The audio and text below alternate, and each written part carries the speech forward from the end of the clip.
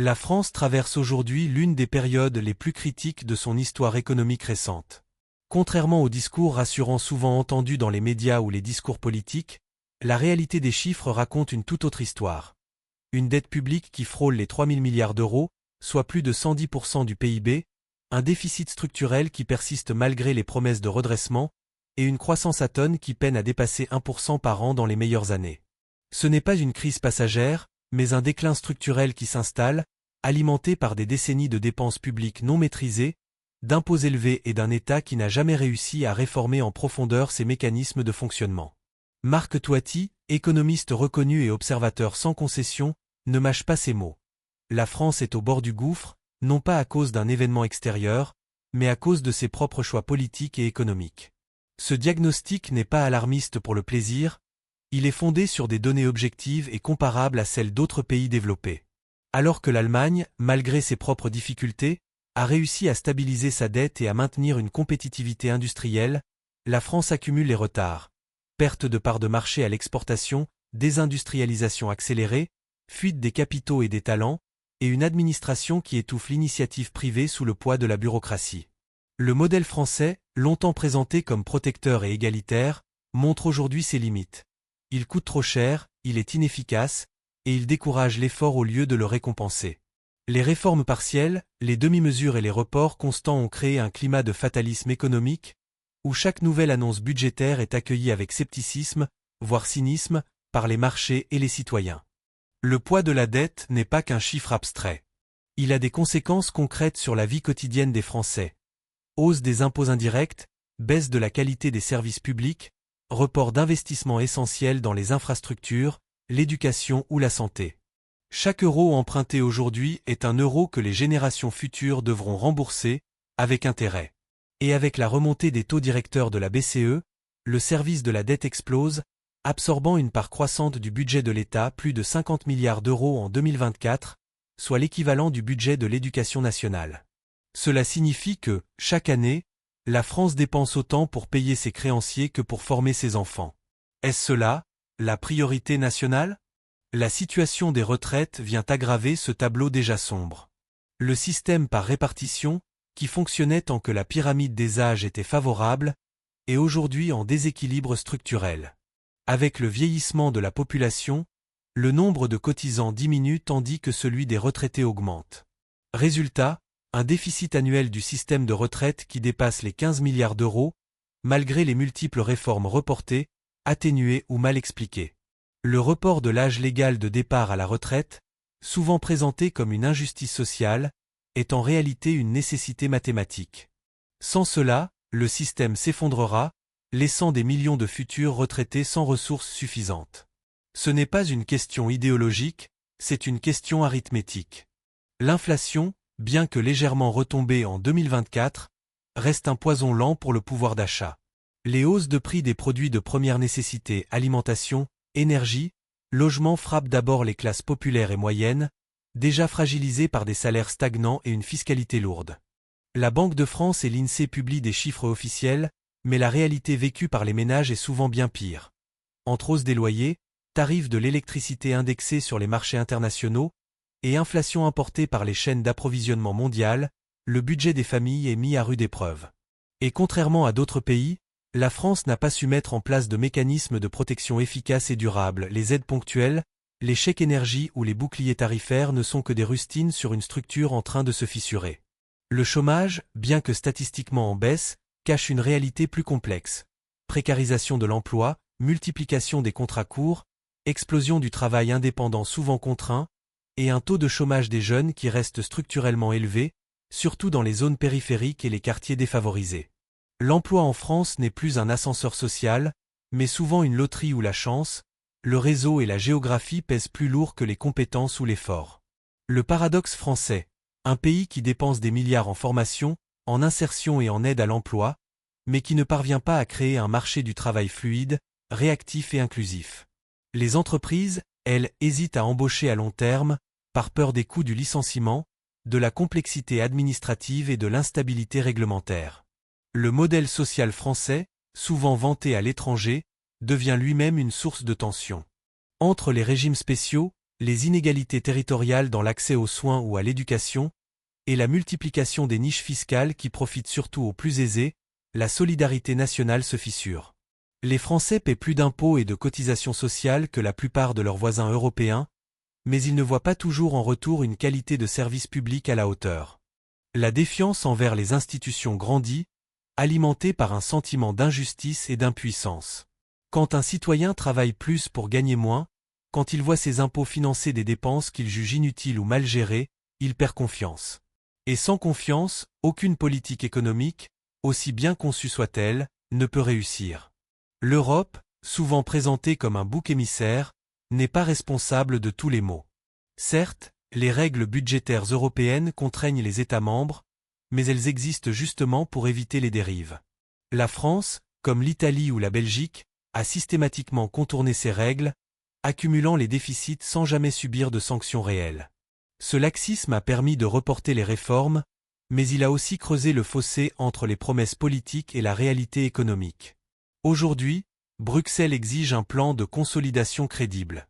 La France n'a plus le choix, soit elle s'engage dans des réformes profondes, soit elle risque une dégradation de sa note souveraine, ce qui ferait exploser le coût de sa dette et précipiterait une crise bien plus grave que celle qu'elle a connue jusqu'ici. Les entrepreneurs, les PME, les indépendants moteurs de toute économie dynamique étouffent sous le poids des charges, de la paperasse et de l'instabilité fiscale. En France, créer une entreprise relève encore trop souvent du parcours du combattant. Entre les délais administratifs, les cotisations sociales élevées, les contrôles incessants et la peur du risque pénal, beaucoup renoncent avant même d'avoir commencé. Pourtant, ce sont eux qui créent les emplois, qui innovent, qui exportent. Ignorer leur détresse, c'est saborder l'avenir économique du pays. D'autres pays, le Danemark, les Pays-Bas, l'Estonie ont su simplifier, alléger, encourager. La France, elle, continue de légiférer, de complexifier, de contrôler. Résultat, un écosystème entrepreneurial en perte de vitesse, incapable de rivaliser à l'international. Enfin, le plus grave n'est peut-être pas la situation économique en elle-même, mais l'absence de vision collective pour en sortir. Les débats publics tournent en boucle sur des questions secondaires, tandis que les vrais sujets, la dette, la productivité, la compétitivité, la réforme de l'État sont évacués ou abordés avec timidité. Marc Toiti le répète, on ne peut pas continuer à vivre au-dessus de nos moyens. Ce constat, simple et brutal, devrait être au cœur de toutes les politiques publiques. Mais tant que la classe politique préférera la communication à l'action, le court terme à la stratégie, et la popularité à la responsabilité, la France continuera de glisser vers le gouffre lentement, inexorablement, mais sûrement. La dette publique française n'est plus un simple indicateur économique, elle est devenue une bombe à fragmentation sociale, budgétaire et générationnelle. Avec près de 3 000 milliards d'euros, elle représente aujourd'hui l'un des fardeaux les plus lourds jamais portés par une économie développée en temps de paix. Ce n'est pas un accident, ni une fatalité, mais le résultat d'un choix politique assumé depuis des décennies. Dépenser plus que ce que l'on perçoit, reporter les ajustements, et laisser les générations futures payer la facture. Sauf que ces générations futures, ce sont nos enfants, nos petits-enfants et ils commencent déjà à payer, par des impôts plus lourds, des services publics dégradés, et une croissance bridée par le poids des intérêts de la dette. Le mécanisme est simple, mais implacable. Chaque année, l'État emprunte pour financer ses déficits. Ces emprunts s'ajoutent à la dette existante. Quand les taux d'intérêt étaient proches de zéro, le service de la dette restait supportable, voire quasi invisible. Mais depuis 2022, avec la remontée des taux directeurs de la BCE pour lutter contre l'inflation, la donne a changé radicalement. En 2024, la France dépense plus de 50 milliards d'euros par an uniquement pour payer les intérêts de sa dette. Une somme colossale, qui équivaut à tout le budget de l'éducation nationale, ou à plus de 2 fois celui de la défense. Et ce n'est qu'un début. Si les taux restent élevés, cette charge pourrait atteindre 70, voire 80 milliards d'euros d'ici 2027. Cela signifie que, chaque année, une part croissante de nos impôts ne sert pas à construire des écoles, des hôpitaux ou des routes, mais à rembourser des banques et des fonds d'investissement. Contrairement à ce que certains prétendent, la dette n'est pas de la monnaie magique que l'État peut imprimer à l'infini. Elle repose sur la confiance des marchés. Tant que les investisseurs croient que la France remboursera, ils prêtent à des taux raisonnables. Mais si cette confiance s'effrite à cause d'un déficit persistant, d'un manque de réforme ou d'une instabilité politique, les taux exigés augmentent, ce qui rend la dette encore plus coûteuse, créant un cercle vicieux. C'est exactement ce qui est en train de se produire. Les agences de notation surveillent de près la France, et toute dégradation de sa note souveraine déclencherait une hausse immédiate des taux d'emprunt, aggravant encore la situation. Nous ne sommes plus dans la théorie, nous sommes dans la zone de risque. Le poids de la dette pèse aussi sur la politique monétaire. La Banque de France, comme toutes les banques centrales, n'a pas pour mission de financer les États. Mais face à l'explosion des besoins de financement, la tentation est grande de monétiser la dette, c'est-à-dire de la faire racheter par la Banque centrale. C'est ce qui s'est produit pendant la crise du Covid, avec le rachat massif de dettes publiques par la BCE. Mais cette solution est temporaire et dangereuse. Elle alimente l'inflation, dévalorise la monnaie, et crée une dépendance mortelle à la planche à billets. Aujourd'hui, la BCE a cessé ses rachats, et la France doit à nouveau se financer sur les marchés à des conditions bien moins favorables. Le retour de bâton est brutal, et il ne fait que commencer. La comparaison avec d'autres pays est édifiante. L'Allemagne, malgré une économie ralentie, maintient une dette autour de 60% du PIB, la moitié de celle de la France. Les Pays-Bas, l'Autriche, la Suède affichent des ratios encore plus bas. Même l'Italie, pourtant réputée pour sa dette chronique, a mis en place des mécanismes de stabilisation et de transparence budgétaire bien plus rigoureux que la France. Chez nous, le Haut Conseil des finances publiques alerte régulièrement, mais ces rapports finissent dans les tiroirs. Les lois de finances sont votées dans l'urgence, les prévisions révisées à la baisse quelques mois plus tard, et les promesses de réduction du déficit systématiquement abandonnées. C'est ce manque de crédibilité qui inquiète les marchés bien plus que le niveau absolu de la dette. Le problème n'est pas seulement la taille de la dette, mais sa structure. Une grande partie de la dette française est à court terme, ce qui signifie qu'elle doit être constamment renouvelée. En période de taux bas, cela n'a pas d'importance. Mais en période de taux élevés, cela devient une épée de Damoclès. À chaque échéance, l'État doit emprunter à nouveau, souvent à des conditions pires que celles de l'emprunt précédent. C'est ce qu'on appelle le risque de refinancement. Et plus la dette est élevée, plus ce risque est grand. En 2024, la France doit refinancer plus de 200 milliards d'euros de dette, une opération titanesque, qui dépend entièrement de la confiance des investisseurs. Si cette confiance vacille, même légèrement, les conséquences pourraient être immédiates et dramatiques. Les conséquences sociales de cette dette sont déjà visibles. Pour tenter de la maîtriser, l'État réduit les investissements publics, gèle les recrutements dans la fonction publique, retarde la modernisation des infrastructures, et augmente les impôts indirects, TVA, taxes sur l'énergie, prélèvements sociaux qui frappent d'abord les ménages les plus modestes. Résultat, une baisse du pouvoir d'achat, une dégradation des services publics, et une montée des inégalités. La dette, souvent présentée comme un problème technique, est en réalité un problème profondément politique et social. Elle redistribue la richesse à l'envers, des jeunes vers les retraités, des actifs vers les rentiers, des travailleurs vers les créanciers. Est-ce cela, la justice sociale ?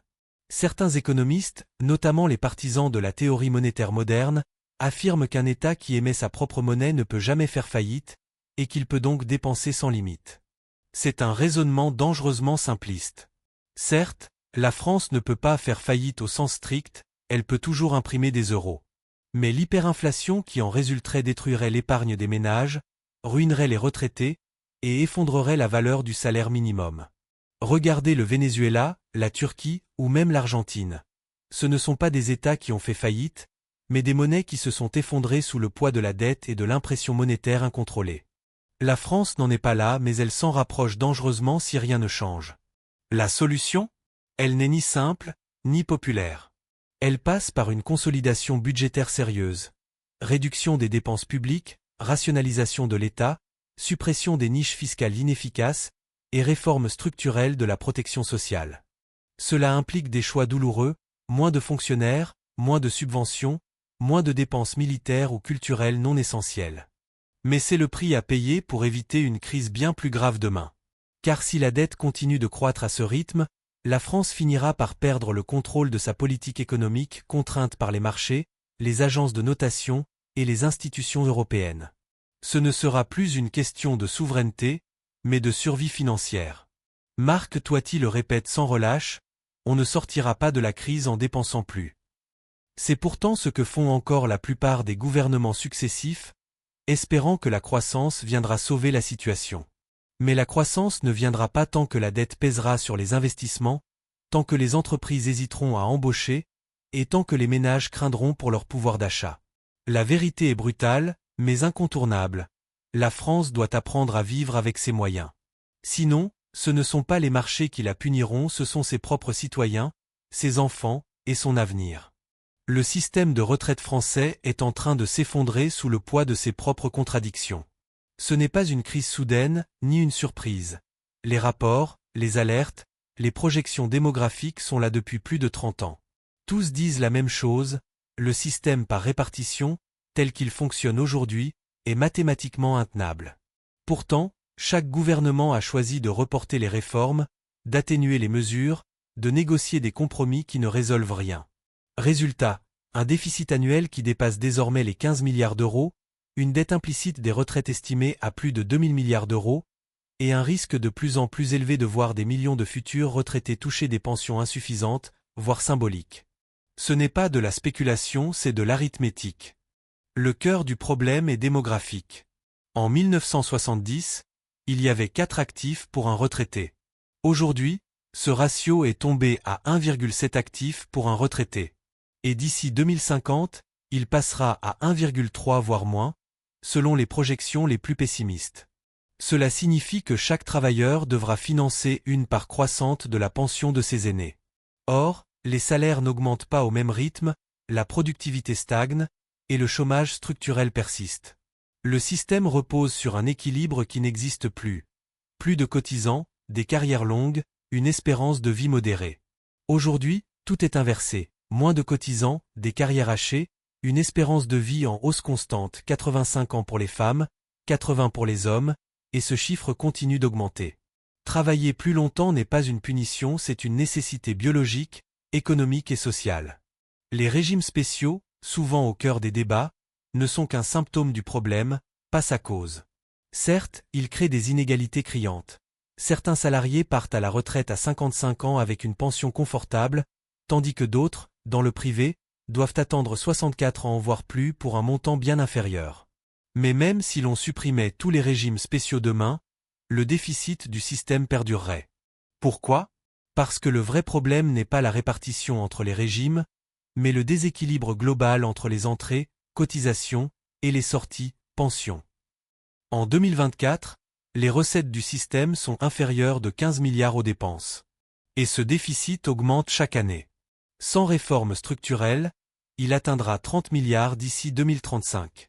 C'est l'équivalent du budget de la justice perdu chaque année.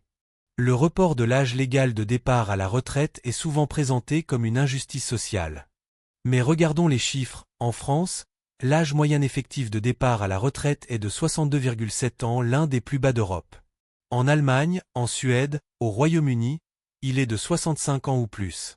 Et ces pays ont des systèmes de retraite solides, pérennes, et des pensions souvent plus élevées qu'en France. Pourquoi ? Parce qu'ils ont anticipé le vieillissement démographique, réformé tôt, et adapté progressivement l'âge de départ. La France, elle, a choisi le déni. Résultat, des réformes toujours plus brutales, imposées dans l'urgence, et systématiquement contestées. Si la réforme avait été faite en 2000, elle aurait été indolore. En 2024, elle est douloureuse mais inévitable.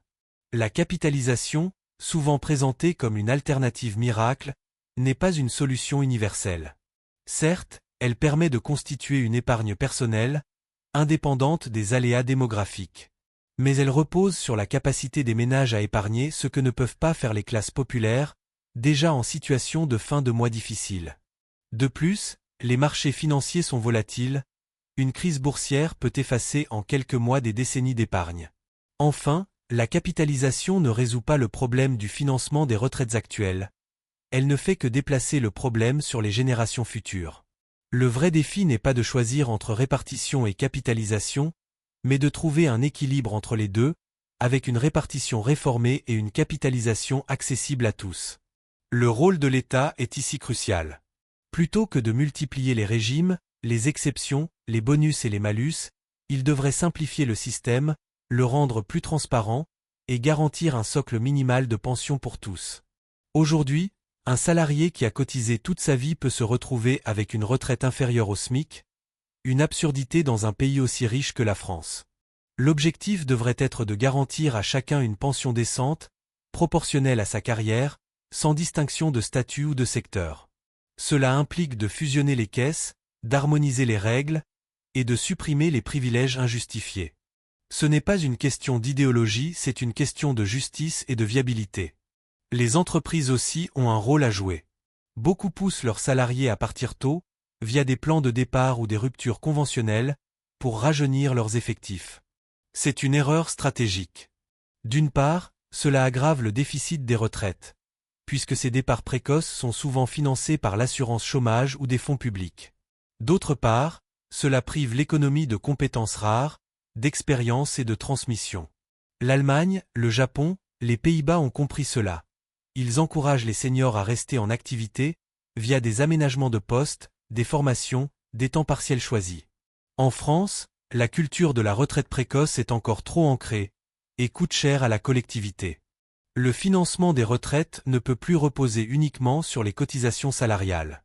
Il faut élargir l'assiette, inclure les revenus du capital, les dividendes, les stock-options, les revenus des indépendants non déclarés. Aujourd'hui, un trader qui gagne 1 million d'euros par an paie proportionnellement moins pour les retraites qu'un ouvrier du bâtiment. C'est injuste, inefficace et insoutenable. Une réforme juste passerait par une contribution universelle, prélevée sur tous les revenus, quels qu'ils soient. Cela permettrait de réduire le poids des cotisations sur le travail, de rendre le système plus équitable, et de dégager des ressources nouvelles pour financer les pensions futures. Enfin, il faut cesser de mentir aux Français.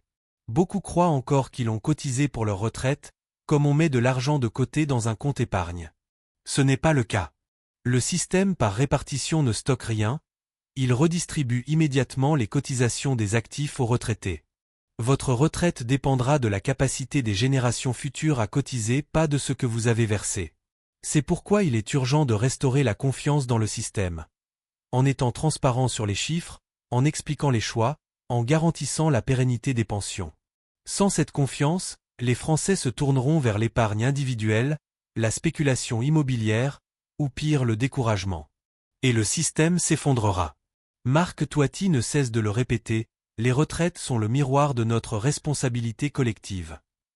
Si nous ne voulons pas condamner nos enfants à payer des impôts toujours plus lourds pour des pensions toujours plus maigres, il faut agir maintenant. Pas dans 10 ans. Pas après les prochaines élections. Maintenant. Car chaque jour de retard creuse un peu plus le gouffre et rend la réforme plus douloureuse, plus injuste et plus impopulaire. Le temps de la procrastination est terminé. Le temps de la vérité a sonné. L'inflation n'est pas un phénomène conjoncturel en France, elle est devenue structurelle, insidieuse et profondément injuste.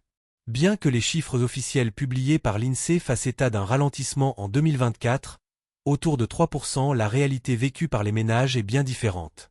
Pour les familles modestes et moyennes, l'inflation ressentie dépasse souvent 6%, voire 8%, selon les postes de dépenses, alimentation, énergie, logement, transport, santé. Ce décalage entre les statistiques et le vécu quotidien n'est pas un hasard. Il traduit un biais dans la composition du panier de l'INSEE, qui sous-pondère les dépenses contraintes et surpondère les biens technologiques ou les services dont la consommation diminue avec l'âge ou le revenu. Résultat, une inflation officielle maîtrisée, mais un pouvoir d'achat en chute libre pour la majorité des Français. Le mécanisme est implacable. Quand les prix augmentent plus vite que les salaires, le pouvoir d'achat baisse. Et en France, les salaires stagnent depuis plus de 10 ans hormis quelques hausses symboliques du SMIC, largement absorbées par l'inflation. Selon les calculs de l'Observatoire français des conjonctures économiques, OFCE, le pouvoir d'achat des ménages a reculé de 2,5% entre 2021 et 2024, une baisse historique en temps de paix.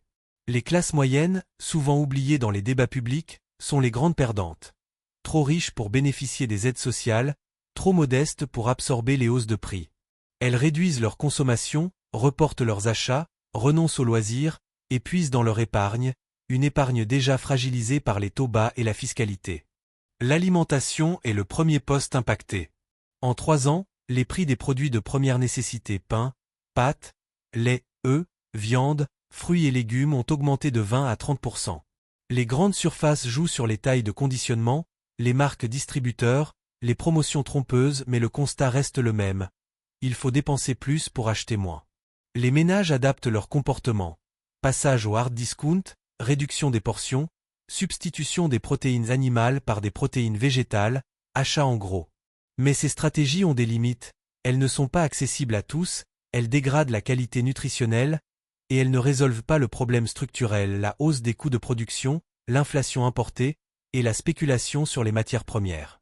L'énergie est un autre gouffre. Malgré les boucliers tarifaires et les aides ponctuelles, les factures d'électricité, de gaz et de fioul explosent.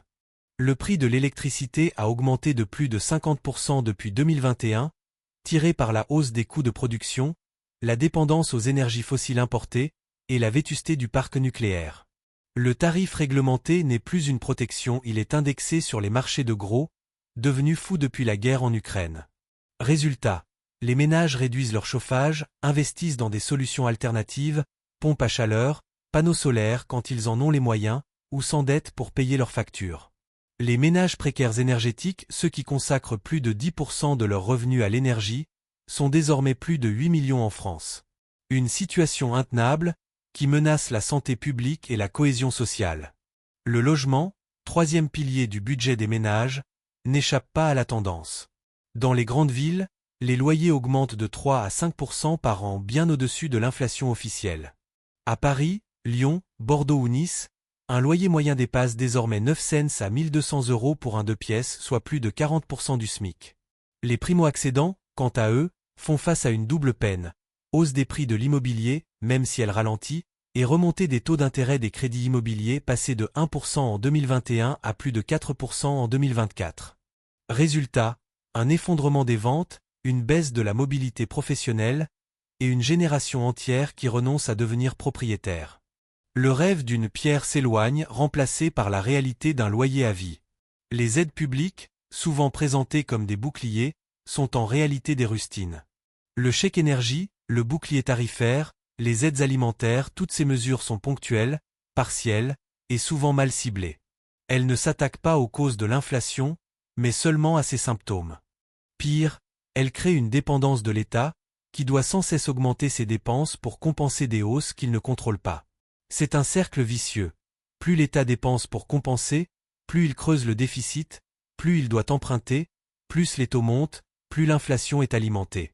Les aides, bien intentionnées, deviennent ainsi contre-productives, sauf si elles s'inscrivent dans une stratégie globale de maîtrise des prix et de relance de la production nationale.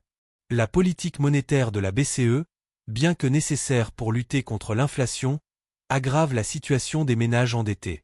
La remontée des taux directeurs de 0% à 4% en 2 ans a pour objectif de refroidir la demande, donc les prix. Mais elle pénalise d'abord ceux qui ont des crédits à taux variables, emprunteurs immobiliers, entrepreneurs, indépendants. Les mensualités explosent, les projets sont reportés, les faillites augmentent. Et comme la France est un pays de propriétaires locataires où beaucoup achètent pour louer, la hausse des taux se répercute aussi sur les loyers, via les charges et les révisions de bail. La politique monétaire, pensée au niveau européen, ne tient pas compte des spécificités françaises, et elle frappe d'abord les classes moyennes, déjà fragilisées. Le rôle des entreprises est ambigu. Certaines profitent de l'inflation pour augmenter leurs marges, phénomène appelé profit-inflation, en augmentant les prix plus que leurs coûts. D'autres, au contraire, absorbent les hausses pour ne pas perdre leurs clients, au prix d'une baisse de leurs investissements et de leur compétitivité. Mais dans tous les cas, ce sont les consommateurs qui trinquent. Et l'État, au lieu de réguler, de taxer les profits excessifs ou de soutenir la production locale, préfère distribuer des aides qui finissent souvent dans la poche des actionnaires ou des importateurs. C'est une politique de l'autruche, on cache le problème au lieu de le résoudre. La seule solution durable passe par la relance de la production nationale. Moins dépendre des importations, relocaliser les industries stratégiques, investir dans l'agriculture, l'énergie, les biens de première nécessité. Cela demande du temps, des investissements, et une stratégie industrielle claire absente depuis des décennies. Mais c'est la seule façon de reprendre le contrôle des prix, de créer des emplois, et de redonner du pouvoir d'achat aux Français. Sinon, nous resterons à la merci des marchés mondiaux, des spéculateurs, et des crises géopolitiques et chaque nouvelle vague inflationniste nous frappera un peu plus fort. Marc Toiti le dit sans détour, l'inflation est un impôt caché, injuste et destructeur. Elle frappe les plus faibles, elle dévalorise l'épargne, elle tue la confiance. Et tant que les pouvoirs publics continueront à la nier, à la minimiser ou à la compenser par des rustines budgétaires, elle continuera de ronger le tissu social et économique du pays. Le pouvoir d'achat n'est pas un gadget statistique, c'est la colonne vertébrale de la démocratie. Quand il s'effondre, tout s'effondre avec lui. La consommation, la croissance, la cohésion, la paix sociale. La France n'a plus le luxe de l'ignorer. Elle doit agir vite, fort, et avec lucidité. Le chômage en France n'est plus seulement une question de chiffres, c'est une question de dignité, de justice sociale, et de survie économique. Bien que les statistiques officielles affichent une baisse continue depuis 2016 passant de 10% à 7,5% en 2024, cette tendance masque une réalité bien plus sombre. La précarisation massive de l'emploi, la multiplication des contrats courts, la montée en puissance du travail indépendant contraint, et l'exclusion durable de pans entiers de la population active. Le retour à l'emploi dont se félicitent les gouvernements successifs est souvent un retour à des emplois mal payés, instables, sans perspective, et sans protection sociale réelle. Le travail ne protège plus, il expose. Le paradoxe français est criant. Un pays qui dépense plus de 40 milliards d'euros par an en aide à l'emploi, en formation, en subvention aux entreprises pour embaucher et qui reste incapable de créer un marché du travail fluide, réactif et inclusif. Les politiques de l'emploi se succèdent, les dispositifs se multiplient, prime à l'embauche, contrat d'engagement jeune, plan un jeune solution, garantie jeune mais les résultats sont décevants. Pourquoi ? Parce que ces mesures traitent les symptômes, pas les causes. Elles incitent les entreprises à embaucher ponctuellement, mais ne les rassurent pas sur le long terme. Elles forment les jeunes, mais ne leur garantissent pas un débouché. Elles aident les chômeurs, mais ne les sortent pas de la précarité. Le contrat à durée indéterminée, CDI, autrefois symbole de stabilité, devient une exception. En 2024, plus de 85% des embauches se font en CDD, en intérim ou en contrats aidés. Et même les CDI sont souvent précaires. Temps partiel subi, salaire au ras du SMIC, absence de perspective d'évolution. Les entreprises, elles, hésitent à embaucher en CDI par peur des coûts du licenciement, de la complexité administrative et de l'instabilité réglementaire. Résultat, un marché du travail à deux vitesses, une minorité protégée, une majorité exposée. Et ce fossé ne cesse de se creuser, alimenté par la digitalisation, la mondialisation et l'absence de réformes structurelles du droit du travail. Le chômage des jeunes reste structurellement élevé autour de 18% pour les 15-24 ans et dépassant 40% dans certains quartiers populaires. Pourtant, les entreprises peinent à recruter notamment dans les métiers en tension. BTP, logistique, numérique, santé, restauration. Ce n'est pas un problème de compétences, c'est un problème de correspondance. Les formations ne sont pas alignées sur les besoins du marché. Les stages sont mal encadrés. Les entreprises ne s'engagent pas dans l'alternance. Et les jeunes, souvent issus de milieux défavorisés, manquent de réseau, de confiance et de soutien. Résultat, un gâchis humain et économique colossal, des milliers de talents perdus, des milliards d'euros de PIB en moins, et une fracture sociale qui s'approfondit. Le travail indépendant, souvent présenté comme une solution moderne et flexible, est devenu pour beaucoup une forme de précarité déguisée. En 2024, plus de 3 millions de Français travaillent en auto-entrepreneuriat, dont une grande majorité par nécessité, pas par choix.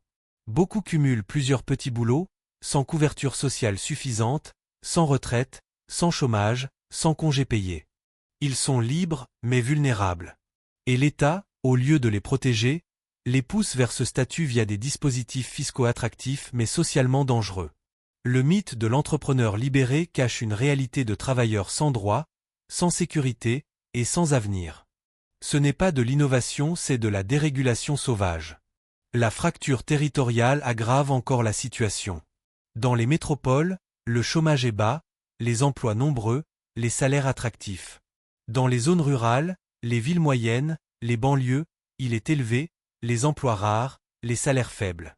Et la mobilité géographique souvent présentée comme une solution est un leurre pour la plupart des ménages. Coût du logement, absence de transport, attachement familial, manque d'information. Résultat, des territoires entiers se vident de leur jeunesse, de leurs compétences, de leur dynamisme. Et l'État, au lieu d'investir là où c'est nécessaire, concentre ses efforts dans les grandes villes, creusant encore un peu plus les inégalités. Le rôle des entreprises est central mais ambigu. Certaines investissent dans la formation, la fidélisation, la montée en compétences. D'autres externalisent, sous-traitent, précarisent pour maximiser leurs marges à court terme. Et l'État, au lieu de les inciter à la responsabilité sociale, les laisse faire voire les encourage via des exonérations de charges ou des crédits d'impôt mal ciblés. Résultat, un marché du travail qui récompense la flexibilité à tout prix, au détriment de la stabilité, de la qualité et de la justice sociale. Ce n'est pas un modèle, c'est une impasse. Les seniors, eux, sont souvent exclus du marché du travail bien avant l'âge légal de la retraite. À 55 ans, un salarié sur deux est poussé vers la sortie via des plans de départ, des ruptures conventionnelles, ou tout simplement l'usure. Pourtant, leur expérience, leurs compétences, leurs capacités d'encadrement sont précieuses. Mais les entreprises les jugent trop chères, trop rigides, pas assez adaptables. C'est une erreur stratégique et économique. L'Allemagne, les Pays-Bas, les pays scandinaves ont compris cela. Ils maintiennent les seniors en activité via des aménagements, des formations, des temps partiels choisis. En France, la culture du jeune dynamique l'emporte, au prix d'un gaspillage de capital humain et d'une aggravation du déficit des retraites. La solution ? Elle passe par une refonte totale de la politique de l'emploi. Moins de dispositifs, plus de lisibilité. Moins de subventions ponctuelles, plus d'investissements structurels. Moins de formation théorique, plus d'alternance réelle. Moins de contrats courts, plus de sécurisation des parcours. Et surtout, une vraie négociation entre l'État, les entreprises, les syndicats et les demandeurs d'emploi pour construire un marché du travail qui protège sans figer, qui encourage sans précariser, qui récompense l'effort sans sacrifier la justice. Cela implique de réformer le droit du travail, de simplifier les aides, de responsabiliser les entreprises et de redonner de la dignité au travail. Marc Toiti ne mâche pas ses mots, un pays qui ne parvient pas à donner du travail à ses jeunes et à ses seniors est un pays qui a perdu son âme. Le chômage n'est pas une fatalité, c'est le résultat de choix politiques, économiques et sociaux. Et tant que ces choix ne seront pas remis en cause, la précarité continuera de ronger le tissu social, de creuser les inégalités et de miner la croissance. L'emploi n'est pas un coût, c'est un investissement. Et la France a cessé d'investir dans son capital humain. Elle paie aujourd'hui le prix de ce renoncement, et ses enfants le paieront demain. L'État français n'est plus un protecteur, il est devenu un prédateur. Il prélève chaque année plus de 50% de la richesse nationale via impôts, cotisations et taxes, le taux de pression fiscale le plus élevé du monde développé. Pourtant, loin de garantir une protection sociale exemplaire ou des services publics de qualité, cet État hypertrophié étouffe l'économie, décourage l'initiative et dilapide l'argent public dans des dépenses inefficaces, redondantes ou purement politiques. Le paradoxe est cruel, plus les Français paient, moins ils reçoivent en retour. Et plus l'État dépense, moins il est capable de résoudre les problèmes qu'il est censé réguler. Ce n'est pas une crise de moyens, c'est une crise de gouvernance. La structure de la dépense publique en France est un cas d'école de l'inefficacité. Plus de 70% du budget de l'État est consacré à des dépenses obligatoires, retraite, santé, éducation, dette laissant moins de 30% pour les investissements, l'innovation, la transition écologique ou la sécurité. Et même dans ces postes obligatoires, la gestion est souvent calamiteuse. Hôpitaux en sous-effectif, écoles en rénovation urgente, transports en retard, justice encombrée. Pourquoi ? Parce que l'argent est mal alloué, mal contrôlé, et souvent gaspillé dans des couches administratives inutiles. Selon la Cour des comptes, plus de 60 milliards d'euros de dépenses publiques pourraient être économisés chaque année sans dégrader les services, simplement en rationalisant, en supprimant les doublons, en digitalisant. Le poids de la fonction publique est un autre gouffre.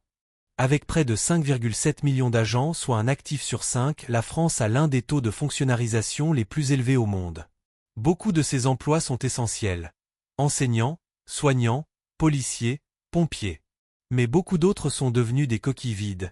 Guichets inutiles, commissions administratives, structures de coordination sans pouvoir réel. Et contrairement à ce que l'on croit, la fonction publique française n'est pas mieux payée que le privé, elle est surtout plus lourde, plus rigide et moins efficace. Les réformes successives RGPP, MAP, LOLF n'ont fait que déplacer les lignes, sans jamais réduire la taille de l'État. Résultat, un appareil qui coûte cher, bouge peu, et résiste à tout changement. La complexité administrative est un fléau silencieux. En France, il faut en moyenne 150 heures par an pour remplir ses obligations administratives contre 80 en Allemagne, 60 aux Pays-Bas. Pour une entreprise, c'est pire. Création, déclaration, paie, TVA, inspection, contrôle, chaque étape est un parcours du combattant. Et chaque nouvelle loi ajoute des couches de paperasse, sans jamais supprimer les anciennes. Résultat, un climat de défiance, de découragement et de fuite. Beaucoup d'entrepreneurs choisissent de s'installer à l'étranger. Beaucoup de talents renoncent à créer. Beaucoup de citoyens baissent les bras. L'État, au lieu de faciliter, complique. Au lieu de protéger, il paralyse. Le Millefeuille territorial aggrave encore la situation. Communes, départements, régions, intercommunalités, syndicats mixtes, la France compte plus de 60 000 collectivités locales, souvent avec des compétences qui se chevauchent, des budgets qui se doublent, et des élus qui se disputent les financements. Résultat, un gaspillage colossal, une absence de coordination, et une impossibilité de piloter des politiques publiques cohérentes. La réforme des régions, la suppression des départements, la fusion des intercommunalités, toutes ces mesures ont été tentées, mais jamais menées à leur terme. Par peur du vote local, par calcul politique, par inertie. Et c'est le contribuable qui paie 2 fois, 3 fois, 10 fois le même service. La fiscalité, elle, est devenue incompréhensible et injuste. Plus de 200 impôts directs et indirects, des niches fiscales qui profitent aux plus aisés, des barèmes qui découragent le travail, des prélèvements qui varient selon les statuts, les lieux, les revenus. Un salarié au SMIC paie près de 45% de son salaire en cotisations et impôts, un trader en stock-options, souvent moins de 30%.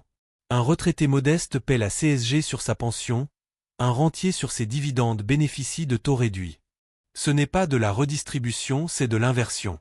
Et cette injustice alimente la défiance, la fraude et l'évasion fiscale estimée à plus de 80 milliards d'euros par an. L'absence de transparence budgétaire est un autre scandale. Les Français ne savent pas où va leur argent. Les lois de finances sont des documents de plusieurs milliers de pages, incompréhensibles pour le commun des mortels. Les rapports de la Cour des comptes sont publiés, mais rarement suivis des faits. Les députés votent des budgets qu'ils n'ont pas le temps de lire. Et les ministères dépensent sans rendre de compte, souvent au-delà de leur crédit, en dépassement autorisé. Résultat, une gestion à l'aveugle, des gaspillages récurrents, et une impossibilité de prioriser. L'argent public est traité comme une ressource infinie, alors qu'il est le fruit du travail des citoyens. La solution ? Elle passe par une révolution de la dépense publique. Pas une révolution violente, une révolution méthodique, transparente et responsable. Moins de dépenses, mieux ciblées. Moins d'impôts, plus justes. Moins d'administration, plus efficace. Cela implique de fixer des priorités claires: santé, éducation, sécurité, transition écologique, et de supprimer tout le reste. De fusionner les structures, de dématérialiser les procédures, de responsabiliser les gestionnaires. De publier en temps réel l'utilisation de chaque euro public, via une plateforme accessible à tous. Et surtout, de faire participer les citoyens aux choix budgétaires via des consultations, des budgets participatifs, des référendums locaux. L'État doit redevenir un facilitateur, pas un frein. Un régulateur, pas un concurrent. Un garant de l'intérêt général, pas un distributeur de rente. Cela demande du courage politique, car chaque réforme heurte des corporatismes, des privilèges, des habitudes. Mais c'est la seule façon de redonner confiance, de relancer l'économie, et de sauver les services publics. Car si l'État continue à dépenser sans compter, à taxer sans limite, à administrer sans efficacité, il finira par s'effondrer sous le poids de ses propres contradictions, emportant avec lui la protection sociale, la solidarité nationale et la démocratie elle-même.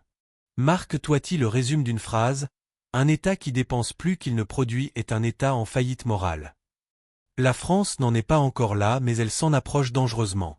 Et tant que les responsables politiques préféreront la communication à l'action, le court terme à la stratégie, et la popularité à la responsabilité, rien ne changera. L'État n'a pas besoin de plus d'argent, il a besoin de plus de rigueur, de plus de transparence et de plus de courage. Sans cela, il continuera de dévorer l'avenir des Français au lieu de le protéger. Les entreprises françaises petites, moyennes ou grandes, ne manquent ni de talent, ni d'ambition, ni d'innovation. Elles manquent de liberté, de simplicité et de confiance. En France, créer, développer ou exporter une entreprise relève encore trop souvent du parcours du combattant. Entre la fiscalité punitive, la paperasse écrasante, les charges sociales parmi les plus élevées d'Europe, et l'instabilité réglementaire chronique, beaucoup d'entrepreneurs renoncent avant même d'avoir commencé.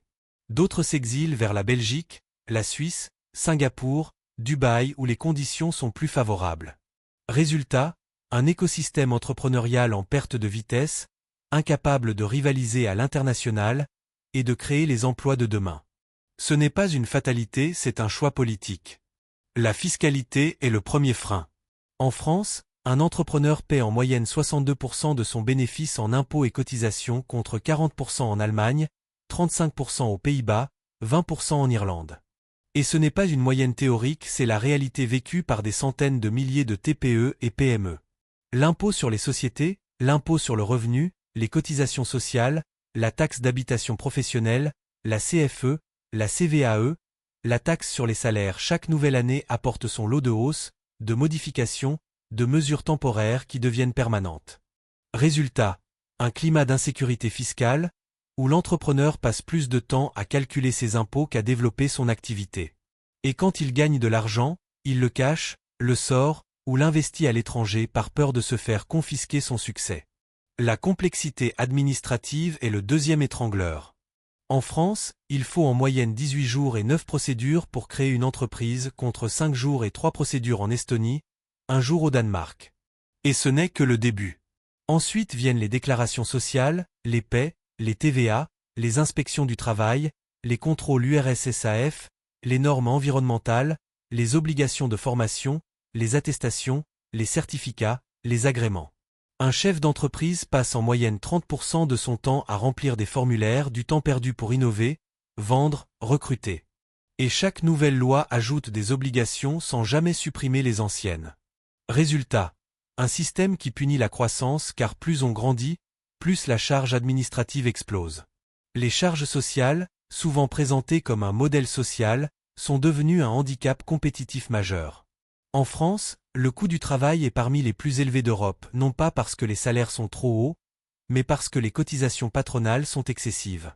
Un salarié payé 2 000 € net coûte près de 3 200 € à son employeur, soit 60% de charges en plus.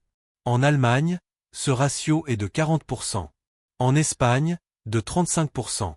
Résultat, les entreprises françaises sont moins compétitives à l'export, moins attractives pour les investisseurs, et plus enclines à délocaliser ou à automatiser. Et quand elles embauchent, c'est souvent en CDD, en intérim, ou en temps partiel pour limiter les risques. Ce n'est pas de la méchanceté, c'est de la survie économique. L'accès au financement est un autre goulot d'étranglement. En France, les banques prêtent peu aux PME, surtout si elles n'ont pas de garantie immobilière. Les fonds propres sont rares car l'épargne des Français est canalisée vers l'assurance vie et l'immobilier, pas vers l'économie productive. Les levées de fonds en capital risque existent mais elles sont concentrées sur quelques secteurs, tech, santé, et quelques villes, Paris, Lyon. Résultat, des milliers d'entreprises innovantes meurent faute de trésorerie, ou sont rachetées par des fonds étrangers qui les délocalisent. La French Tech est une vitrine mais derrière, des dizaines de milliers de PME industrielles, artisanales, agricoles, meurent étouffées. Ce n'est pas un écosystème, c'est un mirage. L'instabilité réglementaire est le poison lent.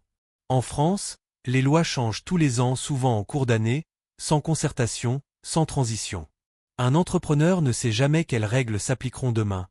Taux de TVA, seuils sociaux, normes techniques, obligations environnementales. Résultat, il n'investit pas, il ne recrute pas, il ne se développe pas. Il attend. L-Frame. Il protège. Et l'économie stagne. Comparé à cela, les pays qui réussissent, Allemagne, Danemark, Estonie, ont des règles stables, simples et prévisibles. En France, la règle est le changement, et le changement tue la confiance. L'innovation, elle, est bridée par la peur du risque. En France, l'échec est puni socialement, fiscalement, pénalement. Un entrepreneur qui fait faillite est fiché, stigmatisé, souvent ruiné. Il met des années à se relever s'il le fait. Résultat. Beaucoup préfèrent ne pas tenter, ne pas innover, ne pas grandir. Il reste petit par sécurité. Et l'économie perd en dynamisme, en créativité, en compétitivité.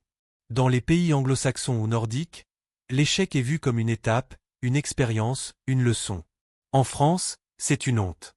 Et cette culture de la peur freine toute velléité d'innovation, surtout dans les secteurs à haut risque, biotech, cléantech, deep tech.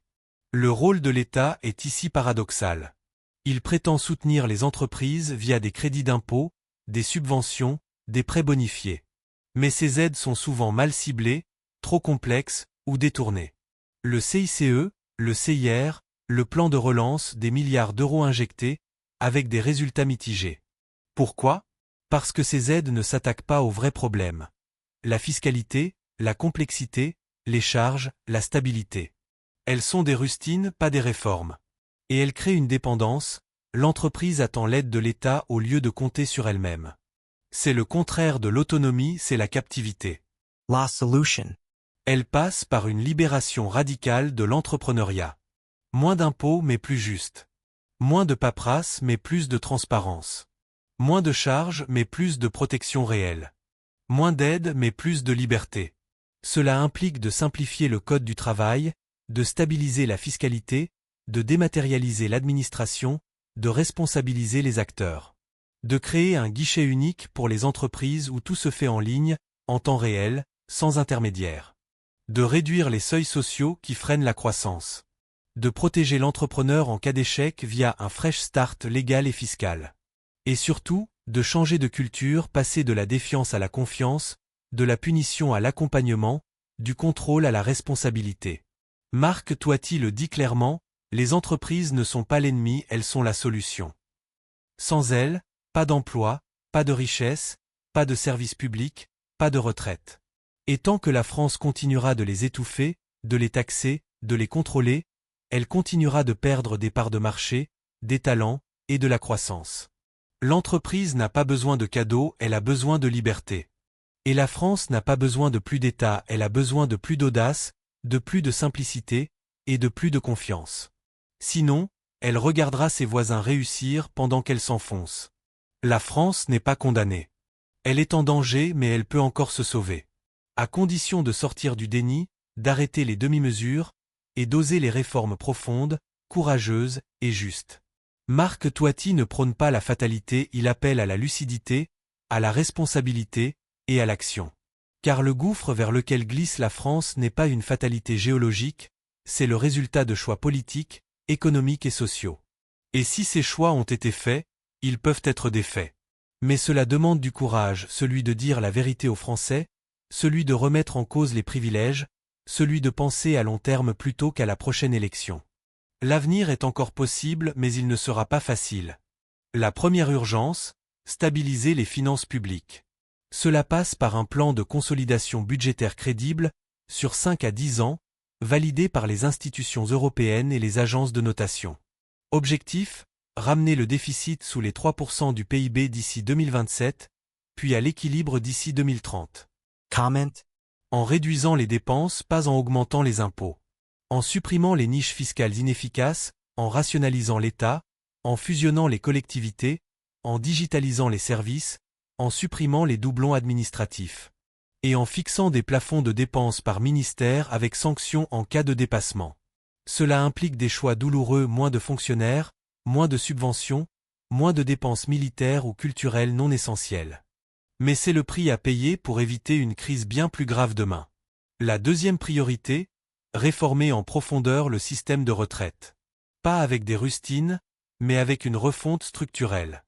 Objectif, garantir une pension décente à tous, tout en assurant la pérennité du système.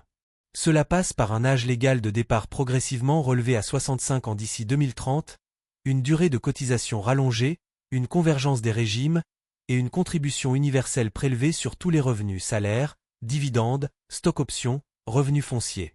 Et surtout, une transparence totale. Chaque Français doit pouvoir savoir, en temps réel, à combien s'élèvera sa future pension via un simulateur en ligne, mis à jour chaque année. Cela redonnera confiance et responsabilisera les citoyens. La troisième urgence, relancer la production nationale pour lutter contre l'inflation et redonner du pouvoir d'achat. Cela passe par une stratégie industrielle claire, relocaliser les filières stratégiques, énergie, santé, alimentation, numérique, investir massivement dans la formation professionnelle, simplifier les normes pour les PME et créer un Made in France compétitif, durable et accessible. Et surtout, arrêter de compenser l'inflation par des aides ponctuelles qui creusent le déficit sans résoudre le problème. Redonner du pouvoir d'achat, c'est produire plus en France, pas importer plus et payer plus cher. La quatrième réforme, libérer l'entrepreneuriat. Moins d'impôts, un impôt sur les sociétés à 20% pour toutes les PME. Moins de charges, une réduction de 30% des cotisations patronales sur les bas salaires.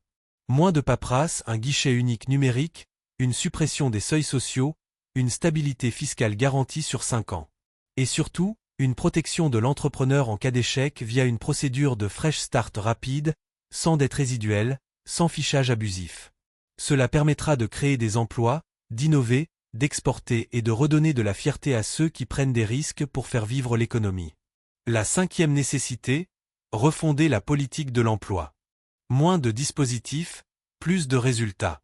Moins de formation théorique, plus d'alternance réelle avec des contrats en entreprise dès la première année d'études. Moins de contrats courts, plus de sécurisation des parcours via un compte personnel de transition qui suit le salarié tout au long de sa vie. Et surtout, une vraie négociation entre l'État, les entreprises, les syndicats et les demandeurs d'emploi pour construire un marché du travail qui protège sans figer, qui encourage sans précariser, qui récompense l'effort sans sacrifier la justice. La sixième transformation, simplifier l'État. Moins de strates administratives, suppression des départements, fusion des régions, regroupement des intercommunalités. Moins de fonctionnaires non par licenciement, mais par non-remplacement d'un départ sur 2. Moins de lois, une sunset clause qui supprime automatiquement toute loi non réévaluée tous les 5 ans. Et surtout, plus de transparence, publication en temps réel de chaque euro dépensé, via une plateforme ouverte à tous les citoyens. L'État doit redevenir un facilitateur, pas un frein. La septième révolution, changer de culture. Passer de la défiance à la confiance. De la punition à la responsabilité. Du court terme au long terme. Cela passe par une éducation à l'économie dès le collège, une participation citoyenne aux choix budgétaires, une reconnaissance publique des entrepreneurs, des artisans, des agriculteurs, ceux qui créent la richesse, pas ceux qui la redistribuent. Et surtout, un discours politique honnête qui assume les choix, qui explique les contraintes, qui ne promet pas l'impossible. La France a besoin de vérité, pas de communication. Enfin, la huitième clé, l'Europe. La France ne peut pas agir seule. Elle doit porter ses réformes au niveau européen pour construire une zone économique plus compétitive, plus juste, plus solidaire. Plutôt que de subir les règles de Bruxelles, elle doit les transformer en proposant une mutualisation ciblée de la dette, une harmonisation fiscale minimale, une stratégie industrielle commune. L'Europe n'est pas le problème, elle est la solution. Mais à condition que la France cesse d'être un mauvais élève et devienne un leader crédible. Marc Toiti conclut avec une formule simple, on ne sortira pas du gouffre en continuant à creuser. La France a les moyens, les talents, les ressources.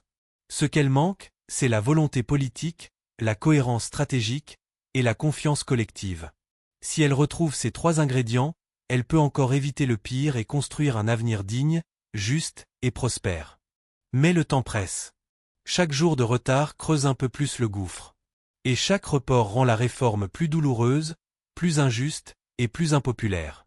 Le moment d'agir, c'est maintenant. Si ce diagnostic sans concession vous a parlé, si vous pensez que la France mérite mieux que le déni et les demi-mesures, alors likez cette vidéo, partagez-la avec ceux qui croient encore en notre pays, et abonnez-vous pour ne rien manquer de nos analyses sans langue de bois. Et surtout, commentez.